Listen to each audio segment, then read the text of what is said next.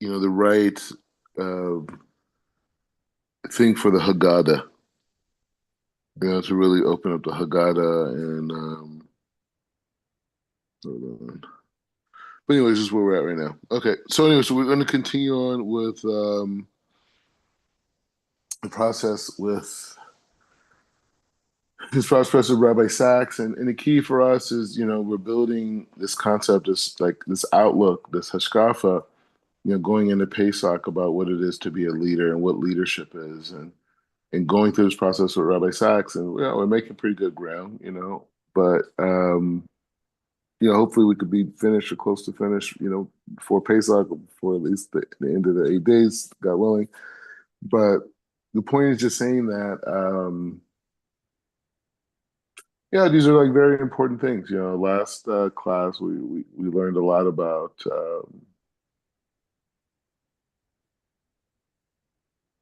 The last class it wasn't silence, right? Uh, No, no, no. It was Yehuda. no, It it was wasn't what? silence. Yeah, it was what Yeah. Yehuda was chosen. That's right. Mm, was- I mean Jacob. I'm sorry. yeah, yeah, yeah. Yes. Yeah. Anyways, so we're just gonna go into it. All right. Whoa. I'm on the wrong thing. Hold on a second. Oh man.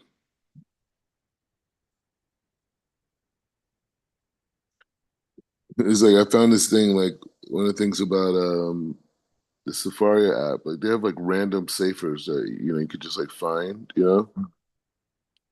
Sometimes you just Google like certain people's names and they quote it in other safers. Sorry about that. Okay. Yeah, that's right. So we're holding by Vayishlach, right? And this is a big level. This is a showdown, right? Hold on. Mm. I woke up like super early. I was like learning stuff, for a second. You do that. You just like wake up and it's like, what's going on? Is it the next day? Is it, you know what I mean? Anyways, Yeah. all right. So all right. So it says Vayishlach. All right. Be thyself. Right. So Chief Rabbi Lord Jonathan Sachs, his Torah be with us. All right. He says, okay. I've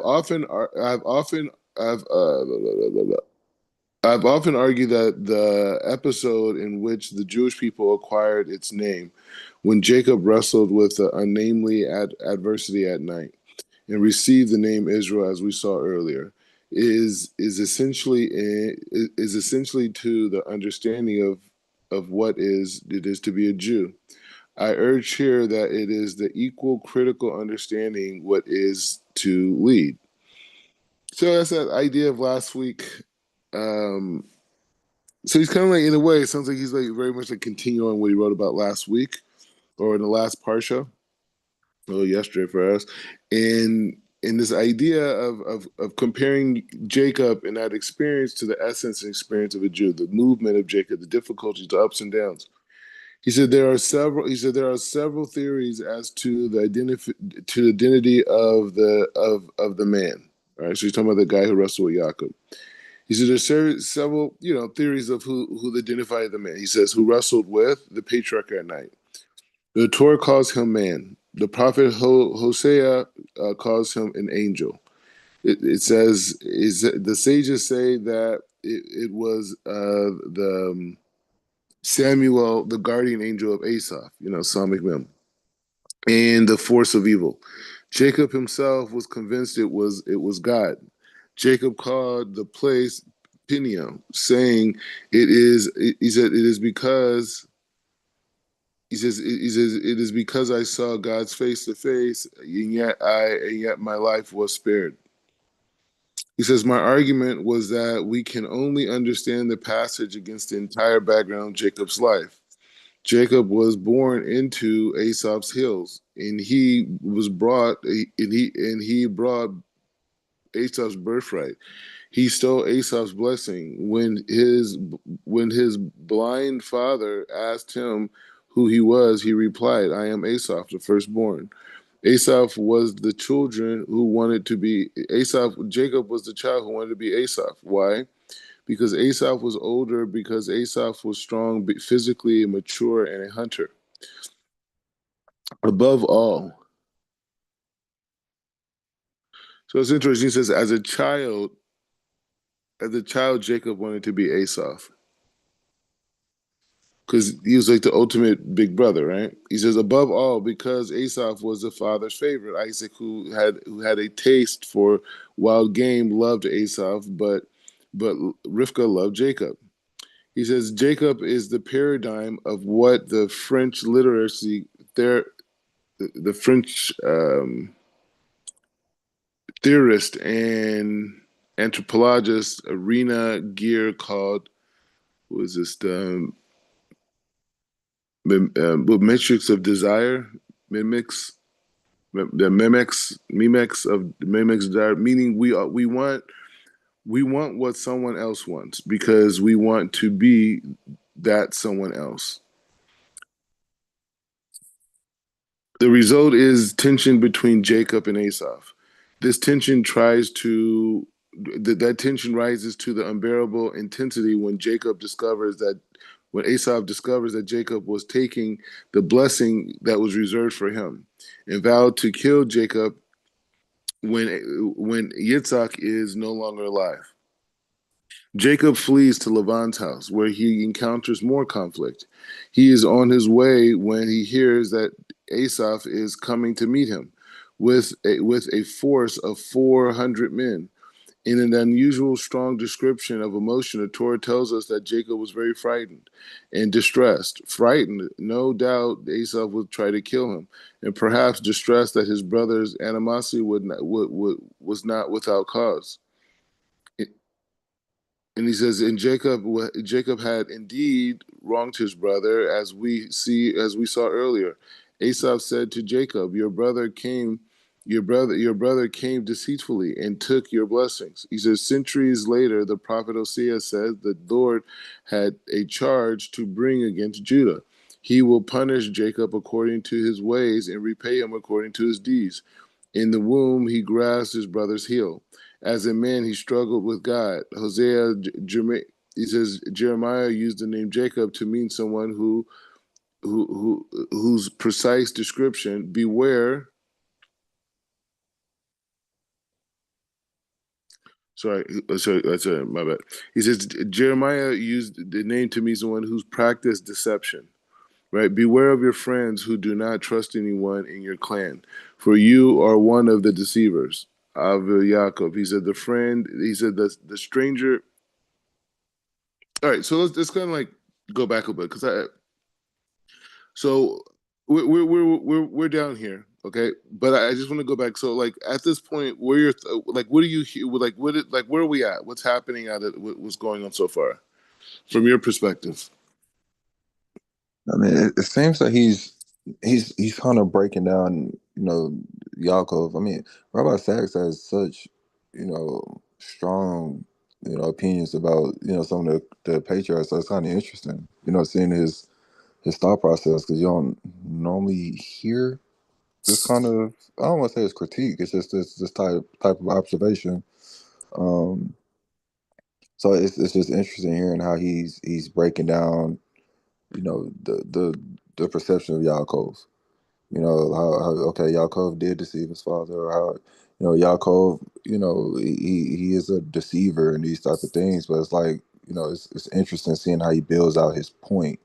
Even saying that Yaakov wanted to be Esau, is that possible? I mean, I think I did read a commentary where Yaakov felt that he should have been the firstborn in a sense, but it's like you see how Hashem creates these conditions that desire that you have. Hashem's going to create the proper path for you to become that, and it's not going to be the easy path that we want it to be.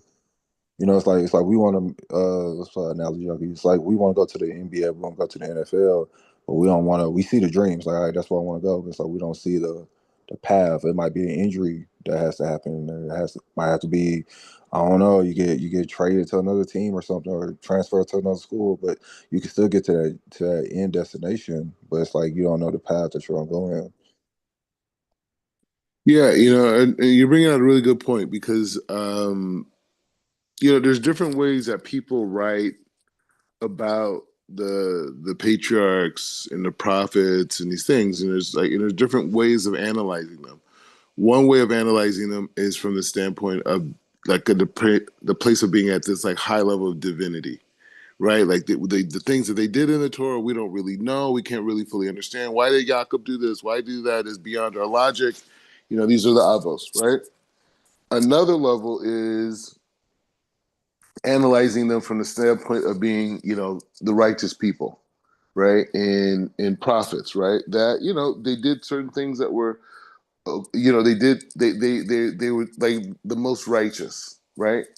They're still tangible us. We can be like Jacob at our own level. We could be like Moshe at our own level. We could be like, Yosef, I think this is like Jacob, Yosef, whoever. But it just whoever the person is, Abraham, we could be like Abraham. We can learn from Abraham, even though he's way beyond our level. And Abraham is so at a different level. Is still he's on a more tangible level than he was when at the level of analyzing him from the divinity level, right? So, like for example, like if you read the Zohar and when it talks about Yaakov and the different things or different characters, they're speaking about them in this frame of spheros, right? And what Yaakov represents and what these people represent. So that's in that place of like divinity. Like you don't understand, you can't put objective form to it. You know what I'm saying? It's beyond that level, right? So that's one way. And you see people write like this. And then you have other people who write about it from the standpoint of, okay, here are the avos, here are patriarchs, here are the prophets, and they are the supreme high level people, the highest people of their generation, but yet we can connect to them. And then the way that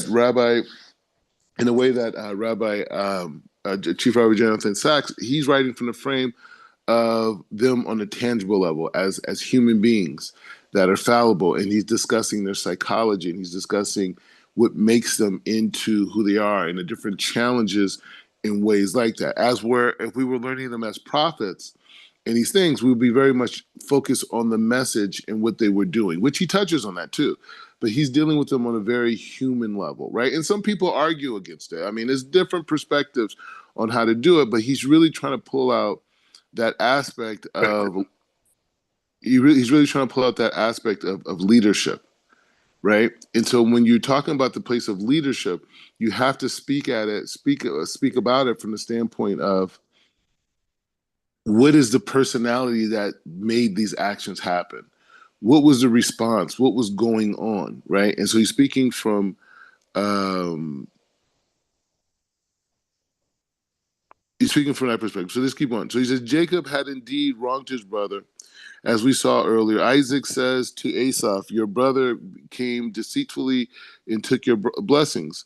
Centuries later, Prophet Hosea says that the Lord was had a charge of bringing against Yehuda.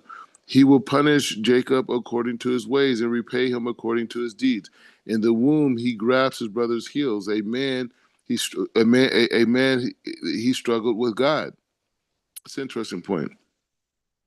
It's an interesting point. There's a couple of things that he said was interesting. So a point that you mentioned earlier was this idea of, when Jacob was a kid, he admired Asaph, and you think about the dynamic of the effect of the West on the Jewish mind, per se, right? Like all the buildings and the money and the power and the military and all these powerful things that the West has. And you see a lot of Jews, come to the West for whatever different ways people come, and they succumb to it.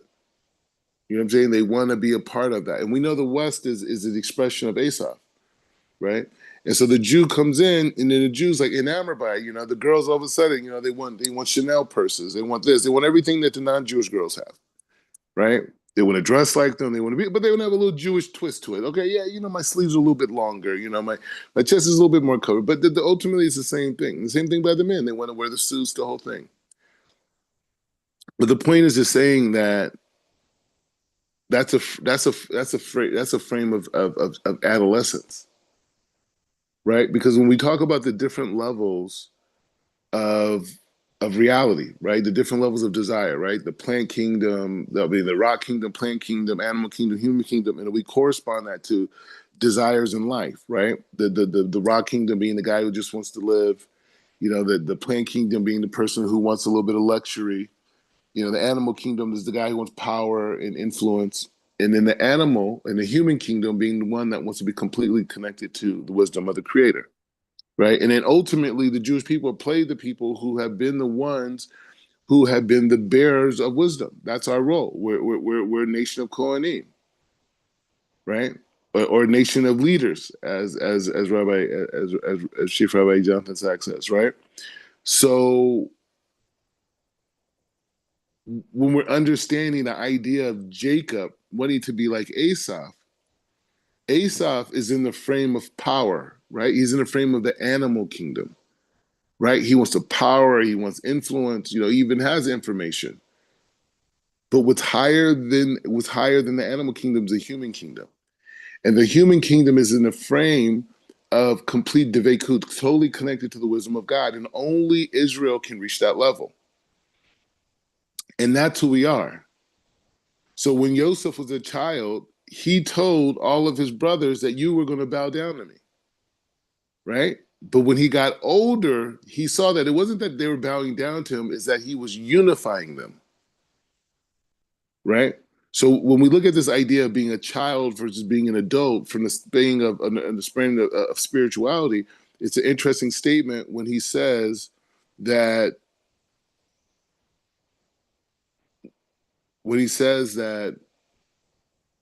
Jacob was as a kid admired Esau.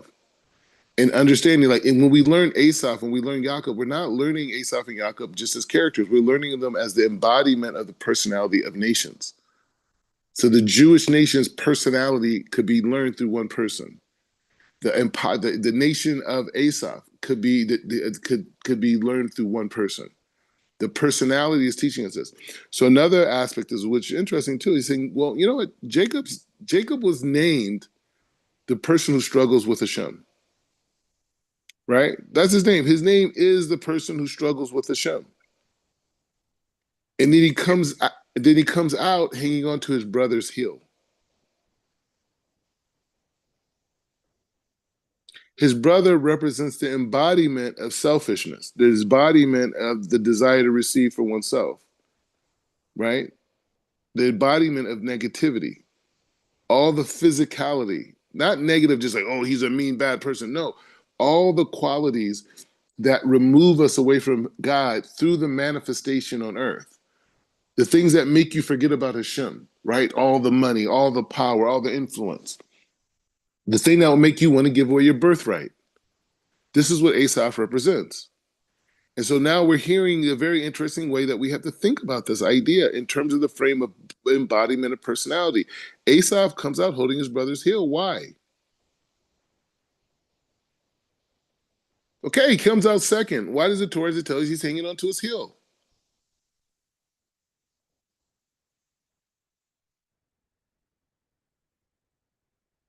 And how connected is the heel connected to the aspect of his Achilles that was hit by this angel man person?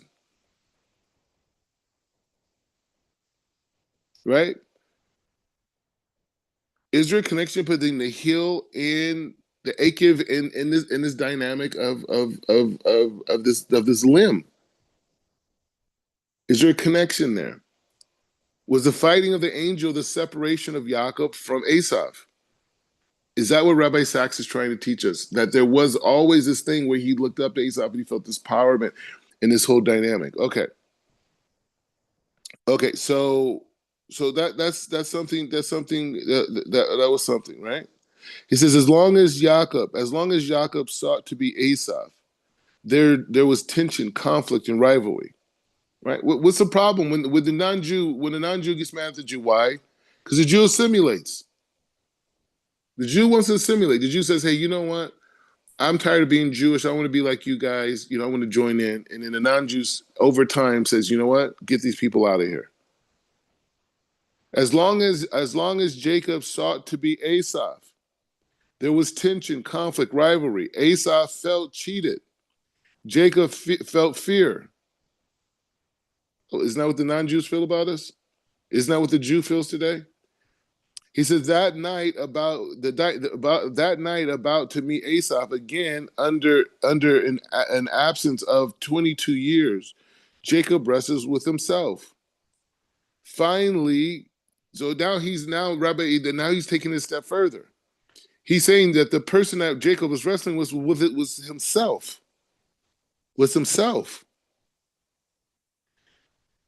And he says Jacob wrestled with himself. Finally, he threw off the image of Asaph. He got rid of the image, the person he wanted to be, which he carried with him all these years. In this critical moment in Jacob's life, from now on, he is content to be himself. And it is only when he stops wanting to be someone else. He brings Shakespeare. In Shakespeare's words, the diring this man's art in the man's scope with what I enjoy, with I most enjoy, content least. I don't know what that means. I'm not trying to figure it out. He says, what we can be at peace with ourselves and with the world. Hey, Rabbi Sachs rocks with Shakespeare. I don't rock with Shakespeare. I'm not mad at him. Just the spirit, it doesn't touch me. Anyway, so he says, and this is one of the great challenges of leadership. It is all too easy for leaders to persuade popular by being what people want them to be, what him or her to be. A liberal to liberals, a conservative to conservatives, taking decisions that win temporary acclaim rather than flowing from the principle and conviction. So before we keep going, so what I'm getting that he's getting from this is saying that he understands the concept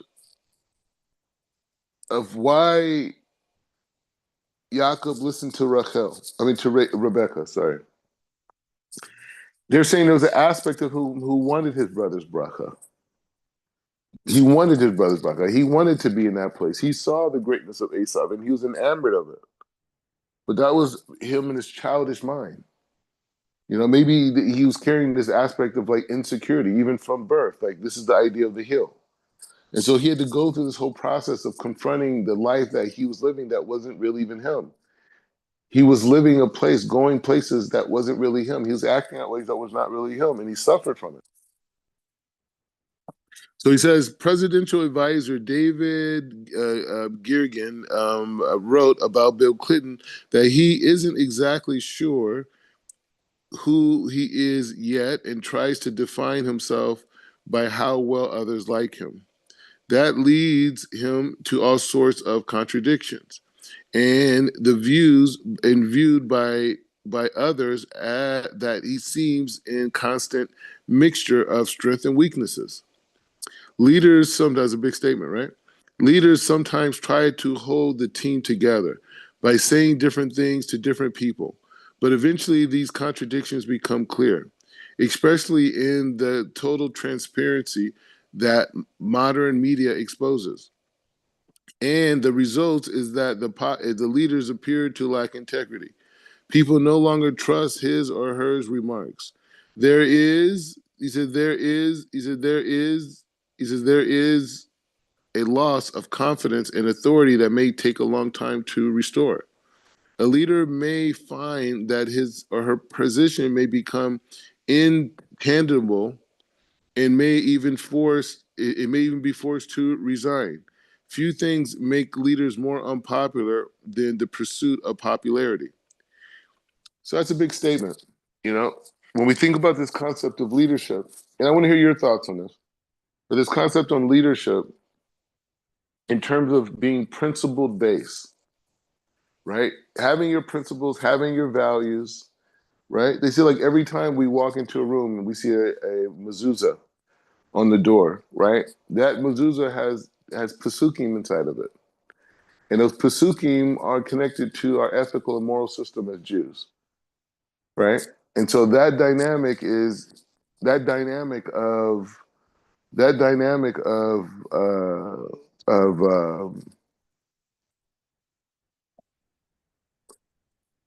dynamic of knowing who you are when you walk into a room is extremely important, especially when you walk into your house. So, too, what are your thoughts on this? Man, hold on, Rob. Can you kind of go a little further with the when you said when you walk into your house? That's kind of interesting. Well, I'm saying the thing is, we have a mezuzah on the door, yeah. Mm-hmm. So when you walk into your house, the mezuzah, a lot of times you got L'chaim Ojia's famous song "Kiss the Mezuzah," right? So this idea of being able to see the mezuzah, connecting to the mezuzah, is there to remind you of your ethical and moral principles. And as a man, as a leader, it reminds you that you have to assume a heightened level of leadership when you get in the house, because a lot of times men, when they're out at work, they come home, there's certain levels of satan at the gates. Mm-hmm. You know what I'm saying? And so he has to be aware of it. I even know other rabbis have said, many times before they come home, especially when they have a lot of kids, he said he comes in and he says, "Hey, even though I'm coming home, I'm here to share. I'm here to give. I'm here to be available." Right? And though he has to do that affirmation before he walks into the house. You understand? So it's just this idea of just being aware of the fact that what makes me strong is not my strength. It's not my ability to endure, but rather it's the fact of my connections to my values and my personal ethics, right? And I'm not going to compromise from that under any situation. And he's saying the opposite. He says, like, guys are really good guys.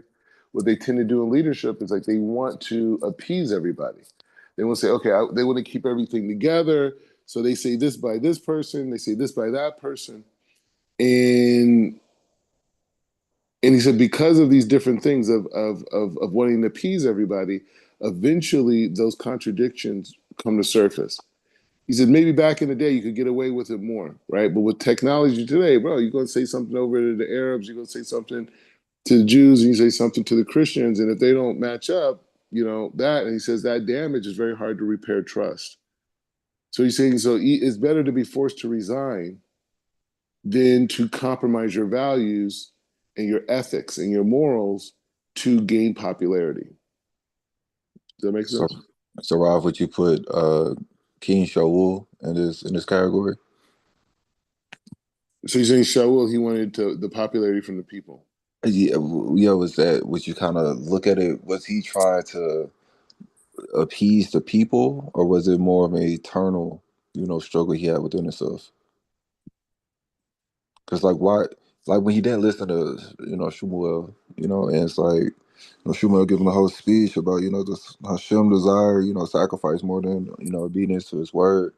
It's like, do you think he was trying to appease the people in a sense by not following Shmuel's words, not following Hashem's words?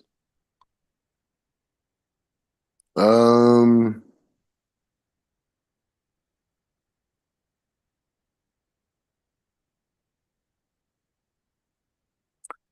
I think by Shaul, it was, I think he was just took over by like spirits. Mm. You know what I mean? He was on that like Shindalit level a little bit. You know what I mean? Like David Melech had to just like make psalms to keep the guy away from him. You know what I mean? This was like a spiritual battle show. But yeah, but it's still just a principle in general. It's just something to just think about. Is that idea of ethics, and it's like, and the thing is, it's like this idea of knowing like who you are and like really digging into that, because people are like, oh well, knowing who you are. A lot of times I get into these like debates with these kind of like pro-Palestinian type people, and because they don't like my position or my ability to challenge theirs, they they talk about things like, oh well, you at least you don't know who you are, you don't know where you come from. I feel an echo in your mic. Um, the they come in and they'll say, oh well, you don't know who you are and this, and you nobody, and you're just slave in this America, this type of thing. This type of thing, and you think about it, and it's like, let's think about that statement, right? You don't know who you are. You're black. You don't know who you are, And the thing is, it's like that's what Rabbi Hirsch is talking about, right? And this is a very big thing, for us to think about, like, African Americans, but really, I mean, honestly, all people. All of us are trying to fit into some type of an image, right? I've been around a lot of different types of groups, right? And what I've noticed, one of the things I've learned in life is that there's no secret room where all the wisdom is at.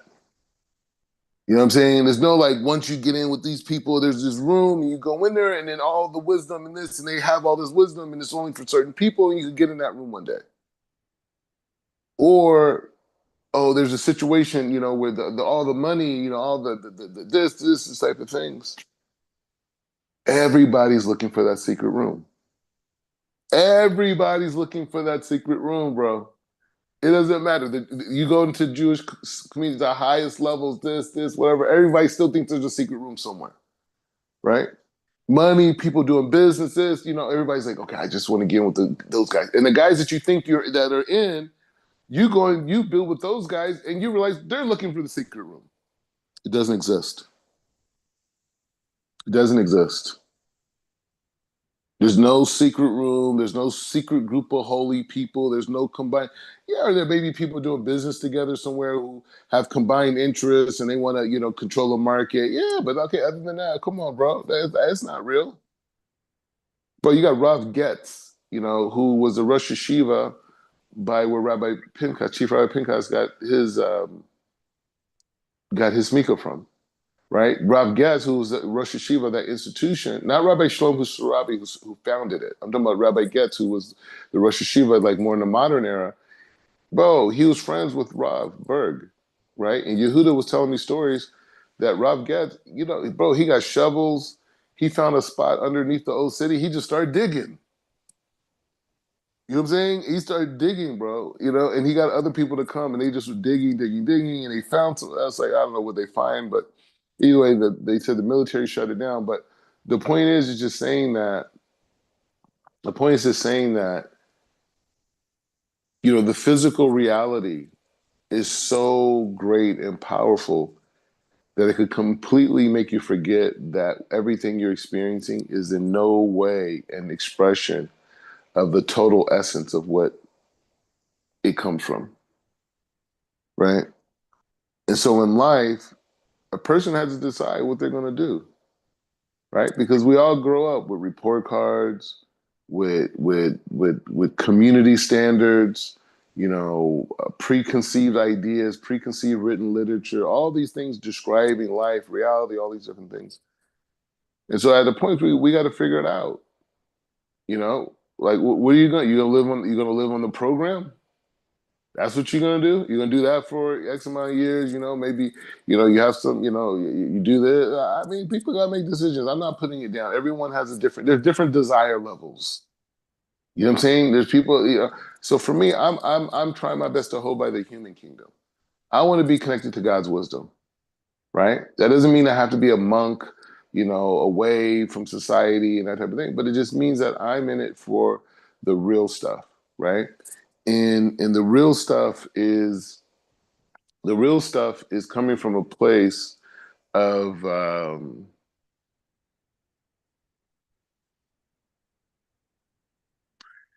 is being able to say that the greatest gift that I have as an African American, because it's easier for me to deny the fixed reality that the system has created about my human identity. Okay? Because I'm African American, I have the ability to reject the fixed reality that society, the system has created about me as an individual.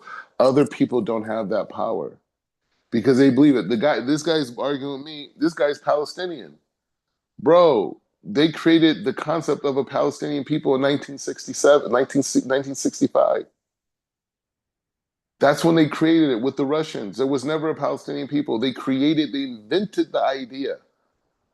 The term Palestine, that was created by the Romans, bro. The white Europeans call it Philistine. Why? Because they wanted to remove the name Judea and Samaria. If you go back to early, like I'm talking about, like before the state of Israel was even created, they had like soccer teams here, right? People playing sports, these types of things, bro. Jews. It was called Philistine. It had a Jewish star. You know what I'm saying? So the whole thing was invented, but fools are ready to die over it. They're ready to die over it. White people, that concept was invented. Invented. Mexican, invented. Guatemalan, invented. El Salvadorian, invented. Arab, invented. Oh, well, people from the Levant, this. You know what are you talking about? Africa, invented.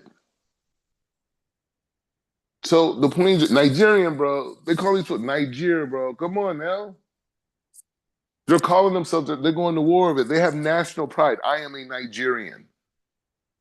I am an American. And I'm saying I'm not, bro, I'm not trying to diss somebody's like, thing, but let's put it in perspective. These things are invented concepts that we're living underneath. So if we could look at a national identity and say, like, this is an invented concept by people, I got to at least be critical thinking. And the guy says to me, he says, I said, bro, the whole Palestinian thing is invented, bro.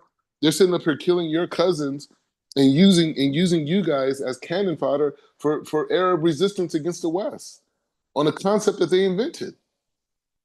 He said, oh, but you said, what, you trying to say the black concept is not invented? I'm all, exactly. It is too. But at least I have the courage to say it. And I realize at that moment, that's the advantage that we have. The advantage is when we grow up and we stop trying to be like Asaph. We stop trying to be like Asaph. And we could be like Jacob, which is our true self, the person who's dealing with God only, struggling with God. That's the highest level. That's the human kingdom. He said, great leaders have the courage to live with unpopularity. Yeah, it's kind of like Netanyahu a little bit. Trump, too, actually. He says, Lincoln was revealed and ridiculed during his lifetime. In 1864, the New York Times wrote of him. He has been denounced without end as a projector, a superior or a superior or a tyrant. I don't even know these words. A subverter of the Constitution, a destroyer of liberties of his country, a reckless desperado, a heartless trifler over the last. And he says, in of an experience of an expiring nation. So America is over with. He's destroying the country. Churchill, until he became prime minister during the Second World War, had been written off as a failure. After the war, he was defeated in 1948 in a general election. All right, so let's go through it. So okay, so basically he's bringing a New York Times article that's talking about the idea of being strong and being okay with being unpopular. And again, that goes back to that core concept that we are talking about before, which is this idea of understanding that there's external things that are illusions, right? And we understand that this idea is like, when we talk about this idea. I spoke about it a little bit last night on Rob Zion Lex, his podcast. But it's this idea when you look at the connection between Parsha Pikadei and Bereshit, right? Parsha Pikadei and Parsha Bereshit. Parsha Pikadei, the Bereshit starts with the creation of the world. The end of Exodus or the book of Shemot ends with the building of the Mishkan, right? And so when you look at this idea of that connection, we're starting to see a pattern in reality, a really big pattern in reality. What's this pattern in reality? The pattern in reality is that in the beginning of creation, the Torah says, Bereshit bara Elohim et hashamayim v'ha'aretz. It says, Ve'ha'aretz hayata tohu vuhu, right? And then the world was dark and chaotic, right? Darkness, Vayishlach, right? The whole thing was dark. And so, and then you go to this idea of later, the next pasuk says, Ve'ahior, Vayomer Elohim Ve'ahior Ve'ahior, right? My famous pasukim in the whole Torah. So it's this process of darkness before we come to light. Now, let's looking at this. Let's fast forward that to Parsha Vayachel and Parsha Pikudei. Before the Mishkan was built, what happened? The building of the Egel, the golden calf. Chaos. They're running around. They're killing this, the whole thing. They're gathering, the whole dynamic. Right? That was going on before Moses came down with the revelation for the Mishkan. It was complete chaos. Even the herd took it out. Beit Salau's grandfather. Right? For resisting. And then what happens after that? The building of the Mishkan. The world starts off with God creating a 7-day process where God's presence dwells. God ends the book of Exodus with us creating a structure where God can dwell. So what we're hearing over here is looking at this process, like Abraham Lincoln. These are different experiences of leadership. He said until Churchill became prime minister, he said Churchill, until he became prime minister during the Second World War, had been written off as a failure. Nobody died both. Churchill, this guy's a legend today.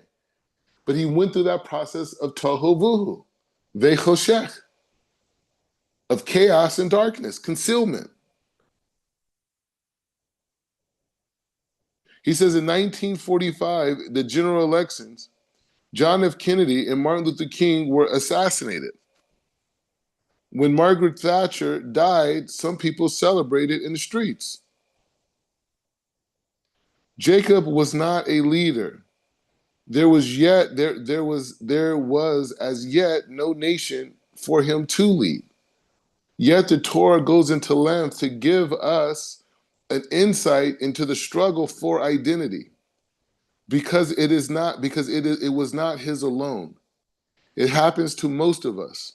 The word avot is used to describe Abraham, Isaac, and Jacob. This means not only fathers are patriarchs, but also archetypes. It's powerful. It is not easy to say, it's not easy to overcome. So that's interesting. So when we look at Abraham, we can look at Abraham in a state of perfection, right? Like our father, right? The greatness. And then we can see the patriarch in the aspect of Isaac, right? The descendant of that greatness. And then we see Jacob as an archetype, someone who's trying to build to that greatness, right? Right. We can also learn, Abraham, Hesed, Gevur, Tefer. We can learn that. We can also learn Abraham's silver and Yitzhak, gold and Yaakov bronze. But here he's talking about the idea of father, patriarch, and archetype. An archetype. It is not easy. It is not easy to overcome the desire to be someone else, to want to have what they have, and to be what they are. I mean, bro, this is modern. This is modern television. This is modern fashion. Everything we're doing is that, bro. I remember when I used to work in the entertainment business, specifically in the music space. If a music artist or someone had a concept that they wanted to sell, whether it was a movie, TV, music, whatever it was, and I saw viability in it, I would say, you have to take me to where the consumer is. You have to take me where that consumer is at after. Say you're talking about kids. Say you said my consumers are high school kids and young college kids. That's who my consumer is. Okay, so I need to know which one of those kids are your consumers. Where are they at after school? What type of music do they listen to? What places do they hang out to eat? What type of clothes do they wear? Where do they shop? Right? I need to know all that in order for us to do business. And you have to explain that to me. So we could get in my car right now. You could just tell me where to drive to see your consumer, right? Because we're in LA. Show me your consumer. So we have a society that prides itself on being like other people. Bro, think about the whole concept of education. The whole concept of education, K through 12, is what? Learning other people's ideas. We're being trained from the beginning to not even acknowledge our uniqueness. That's the whole concept of the soul.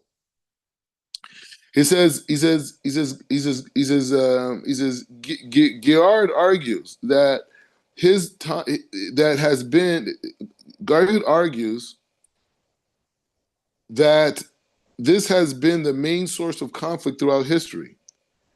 It can take a lifetime to wrestle before we know who we are and relinquish the desire to be who we're not. He says more than anyone else in Jacob's. He says more than anyone else in Genesis, Jacob is surrounded by conflict, not just between himself and Esau, but between himself and Lavan, between Rachel, between Leah, between the children, Joseph and his brothers. It is as if the Torah is telling us that so long as there is a conflict within us, there will be a conflict around us. We have to resolve the tension in ourselves before we can do for others. We have to be at peace with ourselves before we can be at peace with the world. Any thoughts, reflections on that point?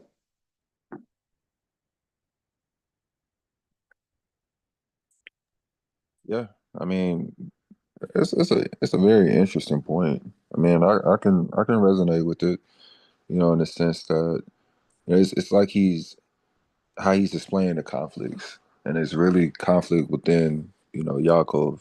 The conflicts that we have within ourselves is the obstacles, but they're really just opportunities. And once we shed that, we go into a place of expansiveness of self and consciousness. So yeah, I'm resonating with it. So I'm it's, seeing this point. go I'm ahead. seeing this point. No, I'm seeing this point. Like from the beginning to now, it's making it's more tangible, like you said earlier. I see his approach. Yeah, exactly. So yes, he had appreciated from that approach, and that's why we learn all the different levels of the Torah, right? Because even these insights are also kabbalistic, right?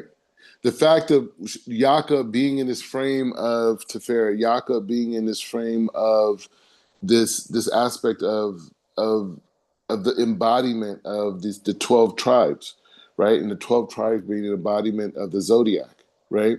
And Yaakov being in the frame of Tiferet, right? In this dynamic of we know that Tiferet is this frame of Tiferet in a way represents all the spheroids, right? At least Ze'er and Pin, right? From Hesed to Yesod, right? That's why when they have the five phases, they talk about that, or the four phases, they talk about Chokmah, Bina, Tiferet, and Malchut, right? So Tiferet represents that frame of all the shirot. Okay, so he says that is what happens in this parsha. After his wrestling match with the stranger, Yaakov undergoes a change of personality. He gives back to Esau the blessing he took from him. The previous day, he had given him back the material blessings, and by sending him hundreds of goats and ewes and rams and camels and crows and bulls and donkeys. Now he gives him back the blessings that said, "Be the Lord over your brother, and may the son of your mother bow down to you." Asaph bowed down 7 times to Asaph. He called Asaph my lord, and himself your servant.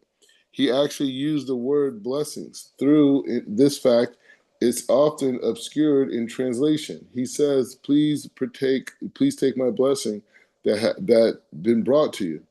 And the result is that the two brothers met in part in peace. People conflict. They have different interests, passions, desires, temptations. But even if they did not, they would still conflict, as every parent knows. Children and not just children seek attention.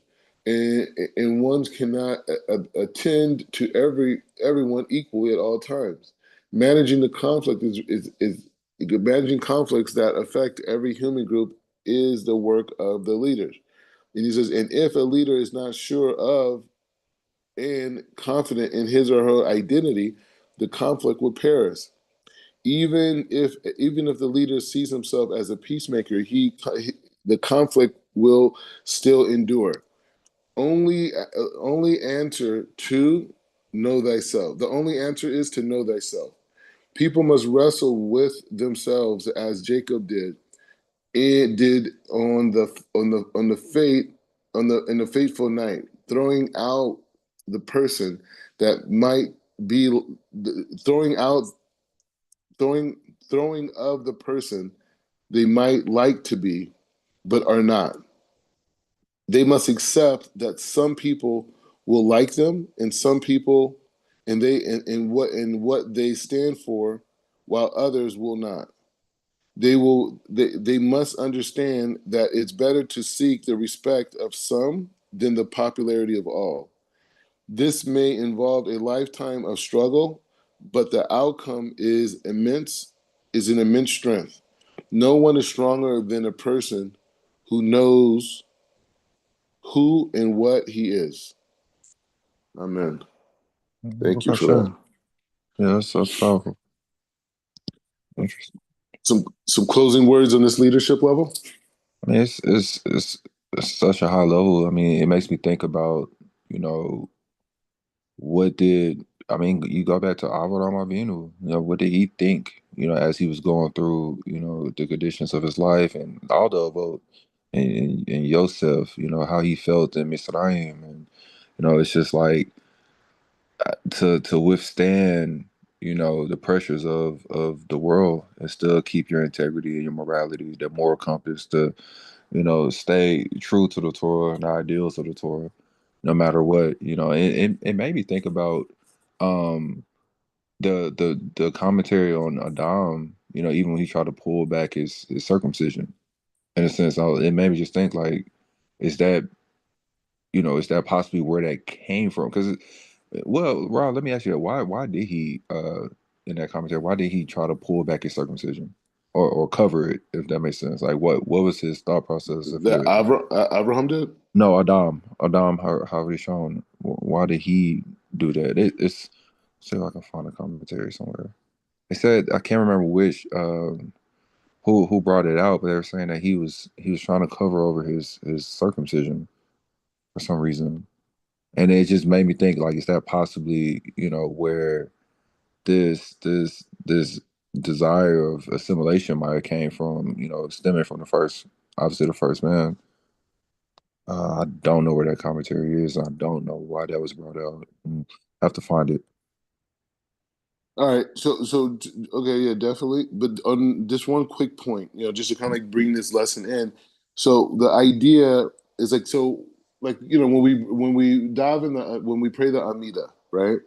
So we start off with the Amida, and it says Baruch atah Hashem, Eloheinu ve'Elohei Avotenu, Elohei Avraham, Elohei Yitzhak, and this is what it says right here, Ve Elohei Yaakov. So, this idea of the they, why is that vav there? And, right? So why is that there? I don't know. Right? And there's a lot of discussions around it. But from Rabbi Sachs, I could maybe take in the meditation from the teachings that I learned today, is that when I read Avraham, I'm thinking about the perfection, right? Like the ultimate, the ultimately the father, right?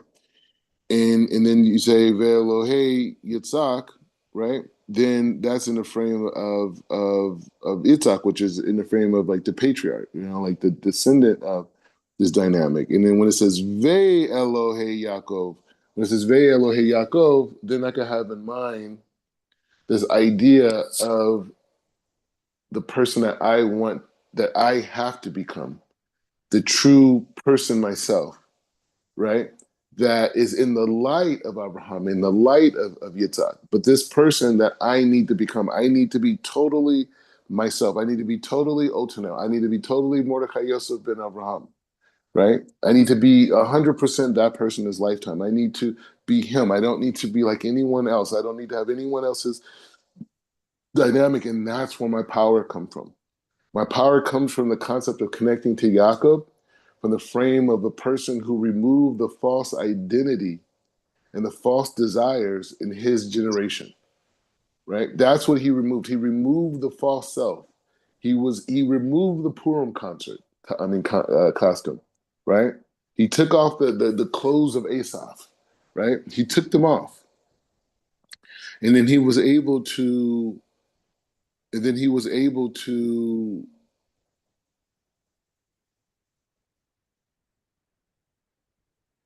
he was able to take these clothes off and to become his true self.